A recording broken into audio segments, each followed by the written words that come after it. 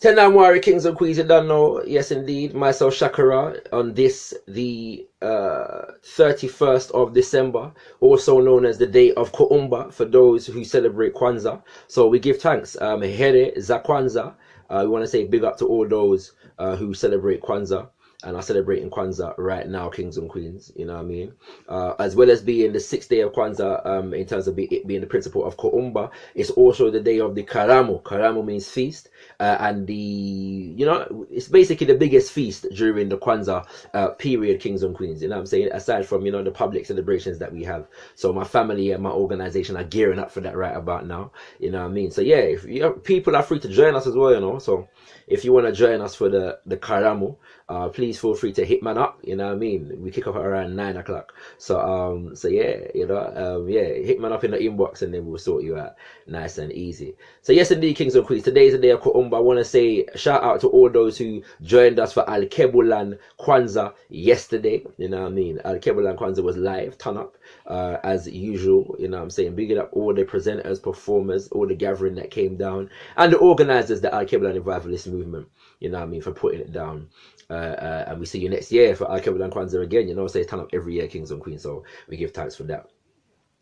So yeah, we're going to get into the principle of the day. Might be a little bit longer than our reflections because we've got a few things to get through, and we want to also apply the principle to assessing some of the recent events, in the last 72, 48, 24 hours, and how they might apply, or how we might apply this particular principle to assessing some of the events without necessarily addressing the particularities of the events themselves. We just want to see if there are principles and values that we can take from our lessons in terms of Kwanzaa. So first and foremost, as usual, I'm giving you the definition. KUUMBA is the principle of the day.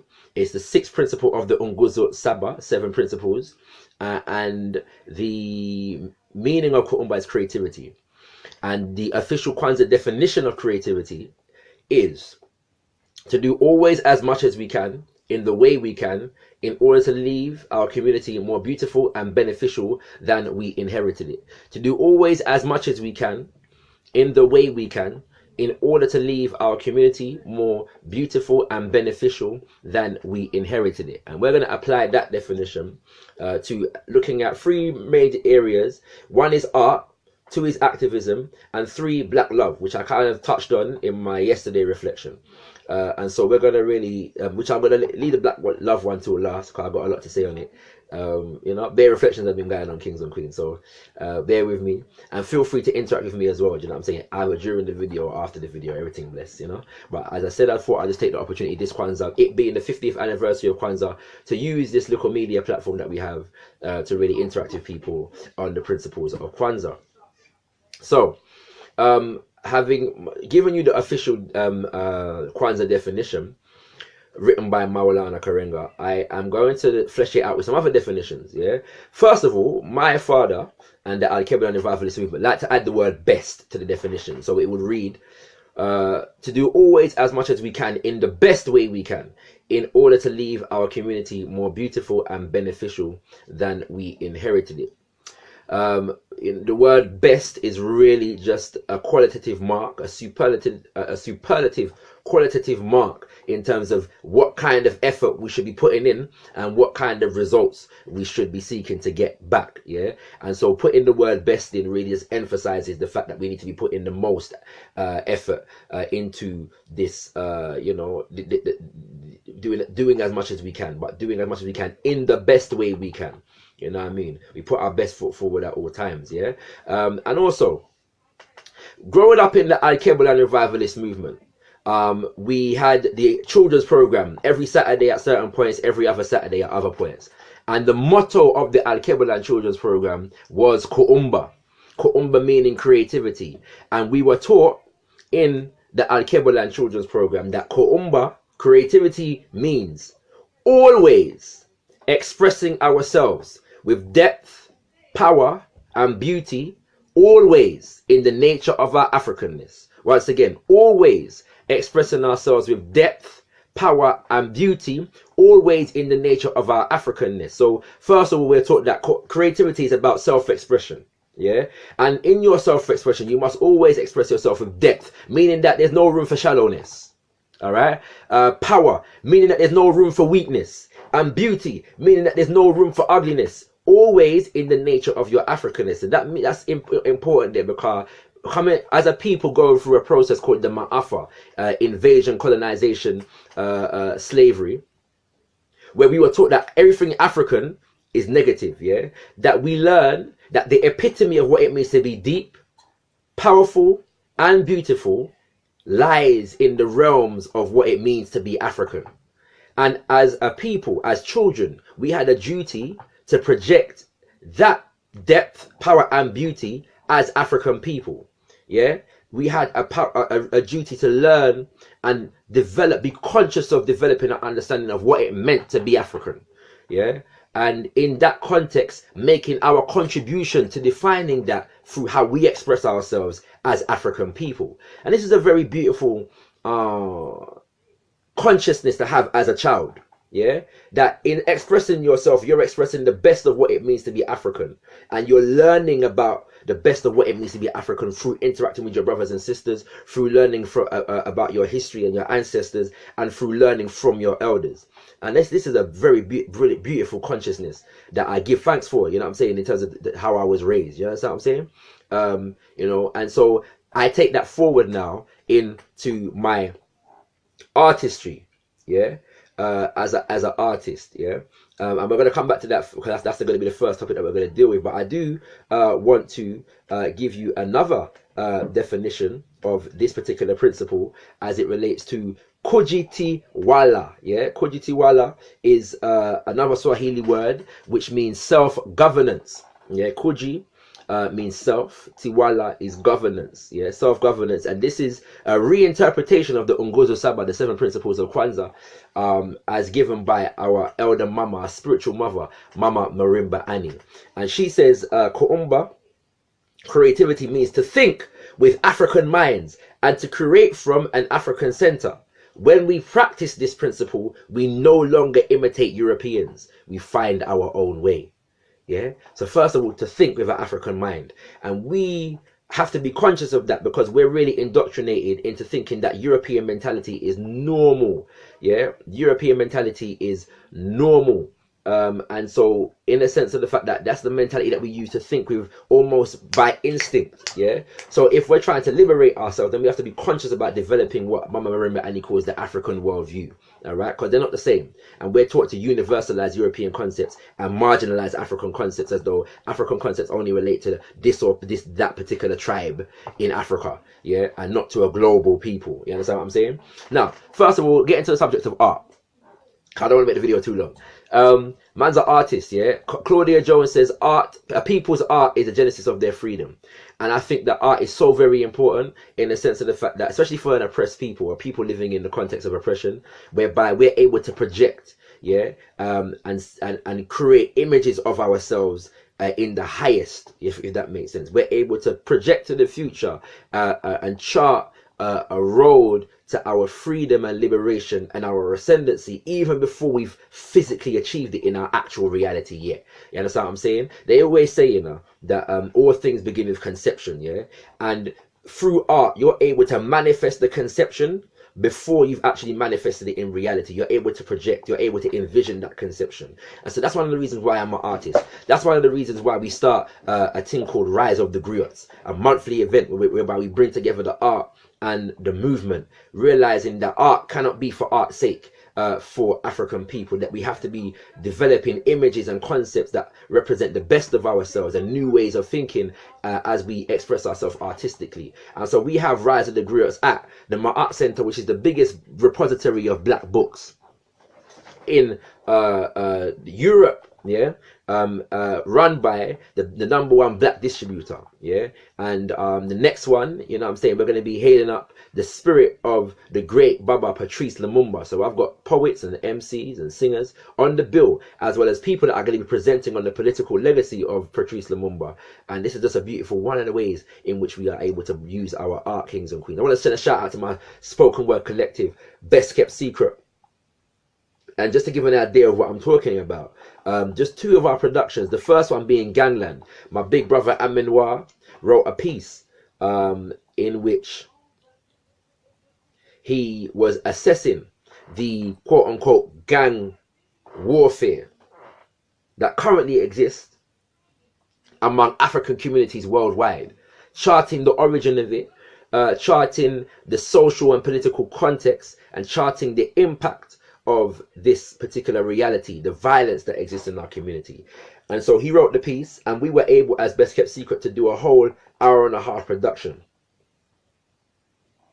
around that piece. Yeah, I'm exploring these issues, and we've been able to take that and do workshops with young people in various different institutions, kings and queens. You know what I'm saying? But using art as a means to explore these kinds of things. You know, the second production that we did was called Tugstar for President, whereby another one of our members, my big brother Tugstar, you know what I'm saying, wrote a piece or two pieces entitled Tugstar for President, one the National Manifesto and two the International Manifesto, and we were able to construct a whole presidential campaign piece around Tugstar's vision of running as a black president dealing with black issues. Yeah, and this was in 2005. Well, I think he wrote the piece 2003, 2004, and we did a production in 2005. Yeah, really raising the roof on the Cochrane Theatre in Holborn, Kings and Queens. Sold it out for 2 nights in a row.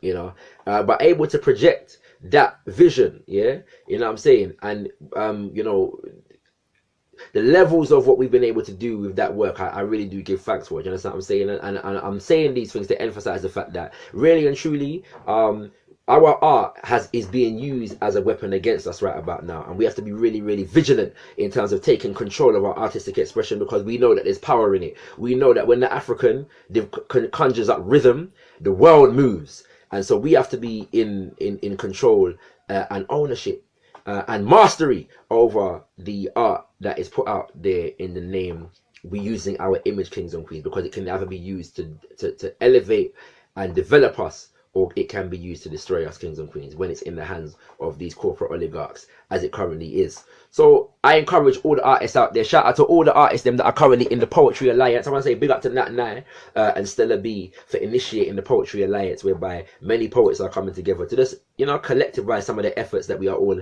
engaged in, kings and queens, you know what I mean? And I'm sure there'll be more coming on that. Too many names to mention, like over 80 odd names, you know what I'm saying, in the Poetry Alliance. But we give thanks for all, you know, the kings and queens, the brothers and sisters in the Poetry Alliance. Yeah, that's a little bit on the artistic expression of it, you know what I'm saying, always expressing ourselves with depth, power and beauty, always in the nature of our Africanness. And now we get to the activism segment. Nothing's gonna be put out there, kings and queens, in recent days, and I just want to say that people in the movement, it's very important for us to be conscious of what we put out in the public domain, especially in the social media age. J. Edgar Hoover, the former, or some will say founder of the Federal Bureau of Investigation, the FBI, following the assassinations, which he orchestrated, of Martin Luther King and Omowale Malcolm X, said, "We must stop the rise of a black messiah who can unify and electrify the masses of the black people." He said, "We must stop the revolutionary black messiah from getting through to the youth. Because if the revolutionary black messiah is allowed to get through to the youth, then it's all over for us." That's what he said. In another aspect of this particular directive that he gave to his operatives, he spoke about developing mass confusion and disruption, misdirection, and developing an environment in which black people, the black community, the black masses at large would directly turn away from the organizations and the black liberation movement. Yeah, this was an agenda of the FBI. Yeah, to really turn the black masses, the black community at large, away from looking to the black liberation movement, the African revolutionary movement, as a solution to our problems. And where we are at in 2016, there are many indicators, yeah, that suggests that there are ways in which that particular agenda has worked, yeah, and the general faith and belief in the Black Liberation Movement, the general standing of respectability of the Black Liberation Movement in 2016 is very, very low among the masses of black people. And there are some things that we have to take responsibility for. But we have to realize also that this is an agenda of the society in which we live to make this movement unrespectable and not sexy as regards to the masses of our people. So in saying that, if we know that this fight exists, we have to be very conscious of what we put out there. And there are a lot of people doing very, very good work. And it's amazing. We know that generally speaking, negative kind of trumps the positive. And so it only takes one stupidness, one irresponsible act to really undo a whole heap of good work. Or to make people not even look at the good work of other people that are said to be operating in the same community as another individual. Yeah. At the same time, there are people that operate within and around and through the community that we have to take responsibility for how we go on as well. Yeah. And in that respect, what I mean by that is we have to know that there are people out here doing good work. And so therefore, we have a responsibility for portraying that good work. Yeah? I'll give you an example. When a few years ago, a couple years ago, a Nigerian celebrity, Densia, I believe her name is, or something like that, was put out there for promoting a bleaching cream. Yeah? You know what I mean? Some bleaching cream that made her skin pearly white, yeah, or near Nguzo.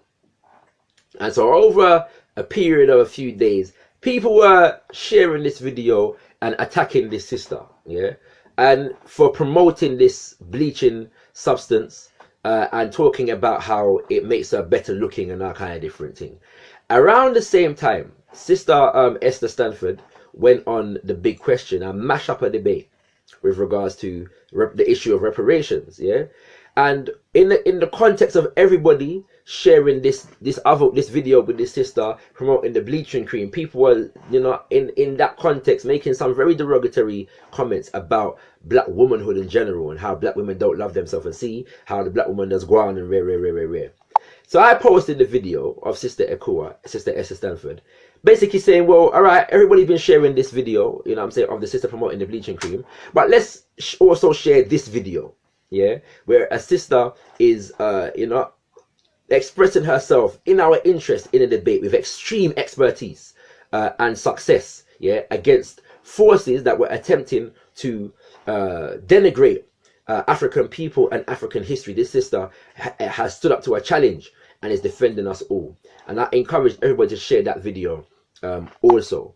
And I want to say, kings and queens, that in relation to a couple of the issues, yeah, if your only contact with the issue of African-centered education and black schools is to post social media questions asking Umar Johnson where the money is, you're not serious about the issue, yeah. And that's not to say that you don't have a right to ask questions, because we do, yeah. But really and truly, if that's the extent of our activity, then it suggests that we're not really serious about the issue of African-centered education and black schools. All right. So I want to shout out to, I posted a video on my page earlier regarding a conversation that took place between two families, the Baruti family and the Akota family, who are families in the United States of America, both of which have started African-centered educational institutions. I want to big up to Marcus Klein, who is an African-centered education expert also, who currently has African-centered educational institutions that are running worldwide, yeah. And there are many other brothers and sisters, kings and queens, yeah. Myself is beginning that work, you know what I'm saying. I also want to big up, in terms of the Mejikari Institute and Meducation African-centered learning aids, I want to big up Heka Online, which has just been started by our sister site diplomat in Birmingham. You understand what I'm saying? Like major major works, yeah, and we're going to be collaborating with the sister in terms of developing the concept and practice of African-centered education on the shores of the UK, developing on the brilliant work of a lot of the Saturday schools that we have in our community. So I want to build up all these institutions and what they are doing, yeah, and encourage people in as much as, you know, we challenge those in our community who fall short of certain standards. We must be able to be balanced enough to promote those who do meet certain standards, kings and queens, because otherwise we're just simply feeding into that J. Edgar Hoover agenda in terms of feeding into confusion and misdirection and whatever else it is like that, kings and queens. So ban them vibrations there, and big up the good people, the positive that is going on in the African centered, the black activist community. In terms of leaving our community more beautiful and beneficial than we inherited it, I also want to send a shout out to Akua Jamfi. One of the most productive things that I've had the pleasure of being involved in recent years is the British Blacklist, which in November last month just celebrated its 4th anniversary, and there was a soft relaunch of the website Kings and Queens. But this is a beautiful example, a sister who has worked in media and journalism for all her professional career, or the majority of it, and in working in these institutions, you know, the question is always asked, where is the black representation? Where are the black faces on the screen, behind the screen, and around the screen? And so this sister decided to take it upon herself to create a platform for African talent in the UK, be they authors, be they actors, be they artists of a musical nature, and create a database whereby these excellent artists and people in every field, yeah, in terms of writers, in terms of directors, in terms of producers, kings and queens, you know, can really have a place whereby their work can be documented and researched from, if that makes sense. And also a second aspect to the site whereby we have a magazine element that is able to engage in reviews, profiles, and interrogations, features on relevant issues to do with our community. And so I am one of the writers for the BritishBlacklist.co.uk, and as I said, it's one of the most productive things that I've had the pleasure of being involved in the last few years, kings and queens. So I want to hail up our managing director, sister Akua Jamfi, for her resolve and for seeing a need to make a difference in our community and creating a platform from which to do so. So many people to big up, kings and queens, in that regard, but I just want to bring up a few of them, all right, because we're dealing with the issue of KUUMBA creativity, to do always as much as we can in the best way we can in order to leave our community more beautiful and beneficial than we inherited it, kings and queens, than we inherited it. Yeah, all right, we're gonna leave that part there, and we're gonna go on to the black love element. Yeah, black love. Why am I discussing black love in relation to the principle of KUUMBA creativity? The good thing about the Kwanzaa definition is that it doesn't reduce creativity to art, yeah, or what we might commonly call creative artwork or creative output, or creative work. It says to do always as much as we can in the best way we can in order to leave our community more beautiful and beneficial than we inherited it. And the emphasis is on leaving our community more beautiful and beneficial than we inherited it. So in whatever we are doing, whatever endeavors we take part in, that we have a duty and responsibility to leave our community more beautiful and beneficial than we inherited it. Yeah. By the way, big up Lorraine Reed. She says, give thanks for this. I don't know much about Kwanzaa and didn't get the opportunity to attend the event, so this is very much appreciated for those like me who want to know more. Give thanks, sis. You know what I'm saying? I appreciate your interaction, you know, on this throughout these particular videos, kings and queens. Sorry, Sister Lorraine Reed and all the kings and queens. Yeah, bless her. All right. So the first thing I want to say is that it's impossible to leave our community more beautiful and beneficial than we inherited it if black men and women are at war with each other. I touched on this yesterday. And there is currently a war against black love, a war on black love. A war on the concept of black men and women coming together and forming respectable, loving, and productive unions with each other. Yeah. In my first video, I spoke about the fact that there's a deficit of even images that really relate to seeing black couples together. Watch all of your favorite dramas, yeah, and see if you don't find that there's hardly any black love relationships in any of the dramas, be they written by us or written by people of the quote unquote dominant culture. And one of the things that I'm realizing, kings and queens, is that even the desire for us to see each other with each other is being frowned upon even among ourselves. Yeah. When coming up as a child, yeah, people like to deny this nowadays. I don't know why, but it was a talking point in the 90s that successful black men tended to be with white women. And these successful black men were in many quarters cost quite exponentially for this reality, or this perceived reality, depending on who you believe. Some of the arguments that used to go around at that time was the fact that the choice, yeah, to be with a non-black woman, specifically a white woman, was a direct reflection or insult to their mother, because their mother, you should be looking to develop a relationship with a woman who is in the image of your mother. Yeah. And that was a common argument, you know what I'm saying, at one time. Yeah.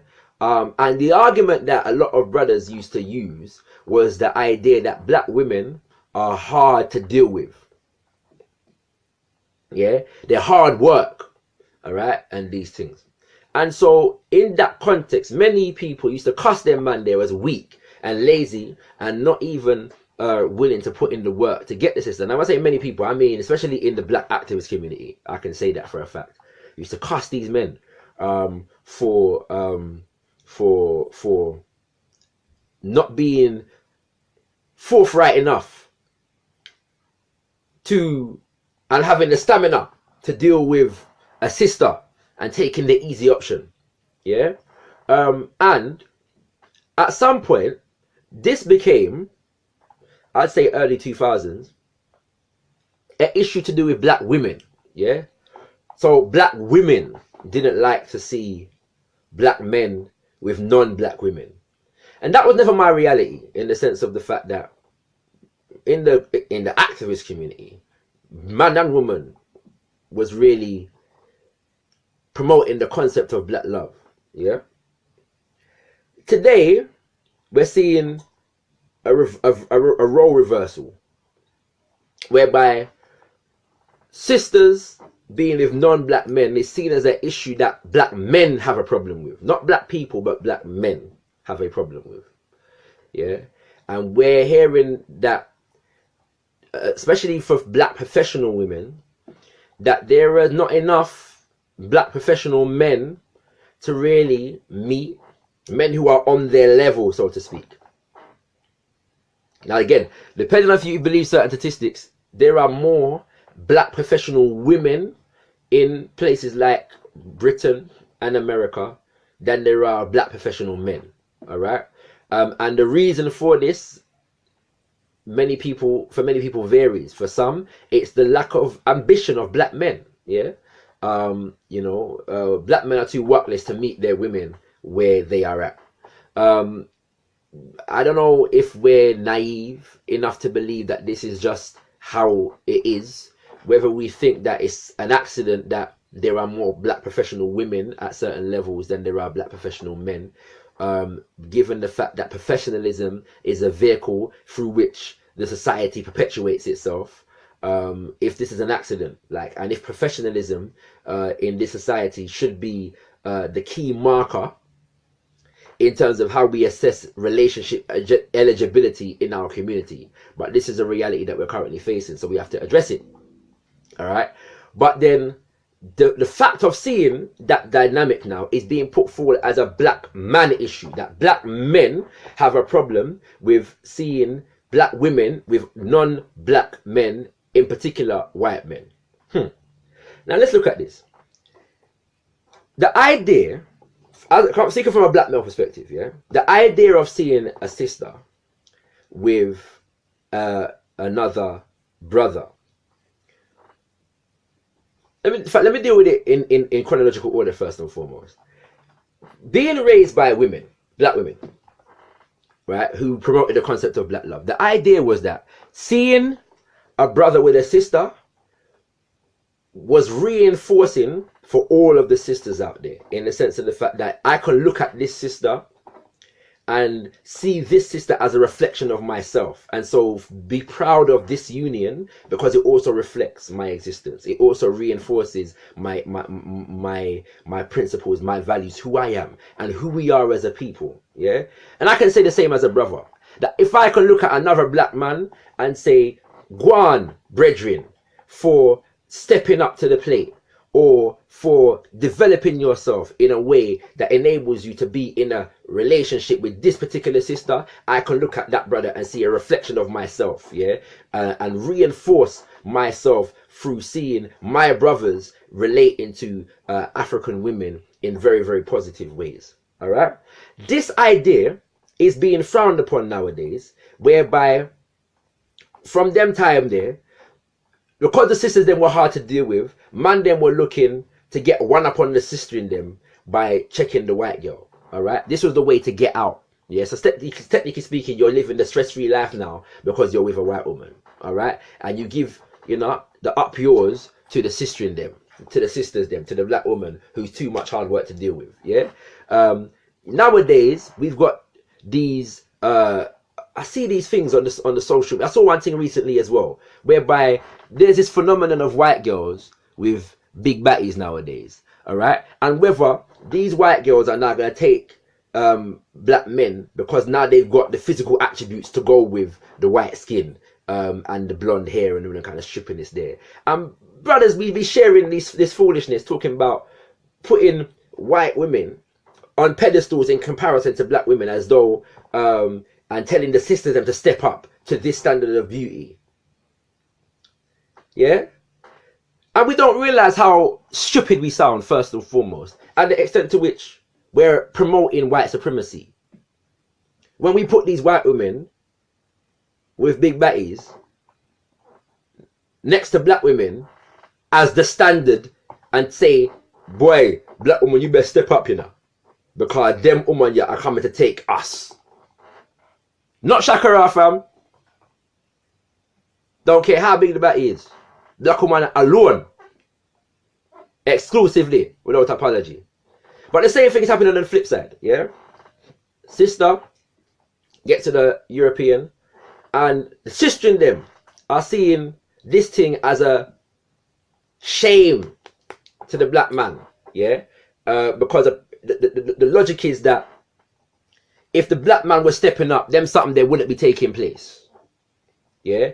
And so this is now just a black man issue getting vexed because this sister being with the white man is a direct reflection on the standard of black manhood. Because if black manhood was stepping up, then the woman then wouldn't be with this white man.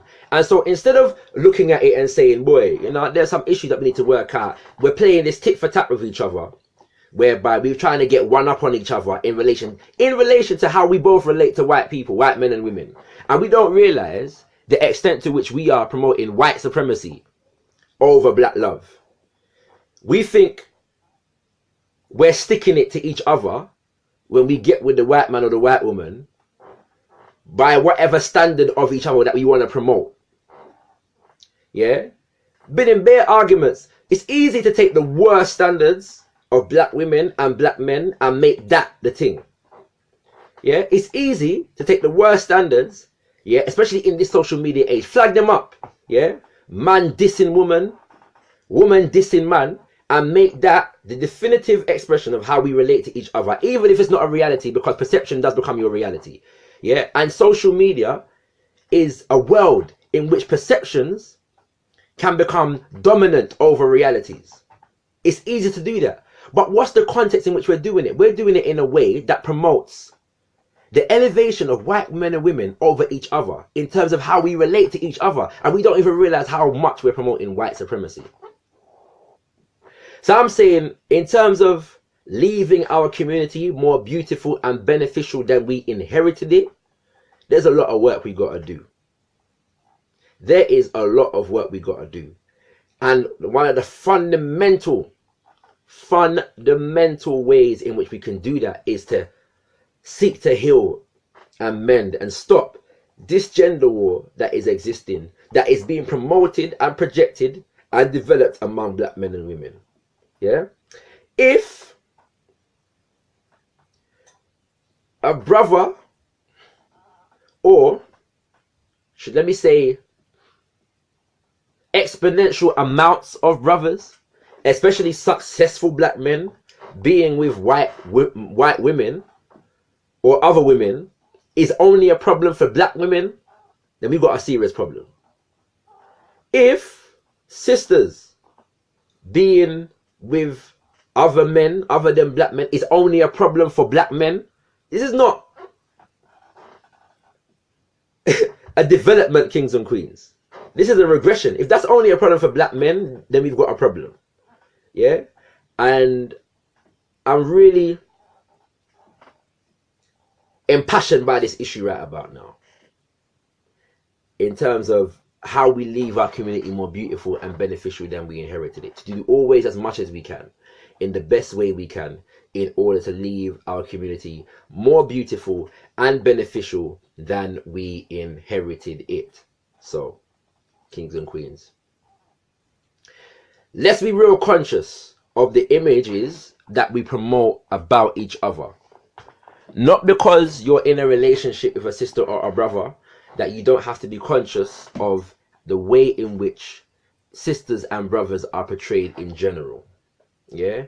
Let's be conscious of, when we're on social media and these kinds of things, the images that are being promoted about us and the images that we promote about ourselves.